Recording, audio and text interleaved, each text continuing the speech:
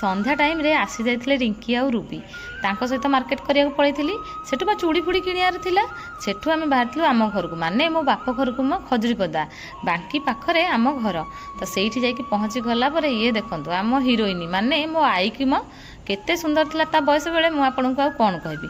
ଆଜି ନା ମୁଁ ସବୁ କରିଛି, ଏତେ ତରତରରେ ମୋର ଫେଭରେଟ୍ ଜିନିଷ ଲିପଷ୍ଟିକ୍ ଲଗାଇବାକୁ ଭୁଲି ଯାଇଛି। ମୋତେ ଦେଖୁ ଦେଖୁ ମୋ ଆଈର ଯେଉଁ କାନ୍ଦ ଆଉ କୁହନ୍ତୁନି, ଭେଁ ଭାଁ କରି ରଡ଼ି ଛାଡ଼ିଲା। ମୁଁ ତାକୁ ଯେତେ ବୁଝେଇଲି ବୁଝିଲାନି। ମୁଁ କହିଲି ତୁ କାନ୍ଦ ନା, କାହିଁକି ହେଉଛୁ, ଖାଲି ମରିଯିବି ବୋଲି କହିକି କାନ୍ଦୁଛି। ଦୁଃଖ ତ ସମସ୍ତଙ୍କୁ ଲାଗୁଛି, କ'ଣ କରିବୁ, ତା ପାଇଁ ଆମେ କିଛି ବି କରିପାରୁନୁ। କିଛି ତ କରିବି ହେବନି, ଆମ ପାଇଁ ବି ଏଇ ସମୟରେ କେହି ବି କିଛି କରିପାରିବେନି। କ'ଣ କରିବା କଥା, ଖାଲି ମନକୁ ବୁଝେଇ ଦେବା କଥା। ତାକୁ ଟିକେ ବୁଝେଇ ଦେଇଥିଲୁ। ତାପରେ ରୋଷେଇବାସରେ ରାଗିଥିଲା ଆମ ରିଙ୍କି।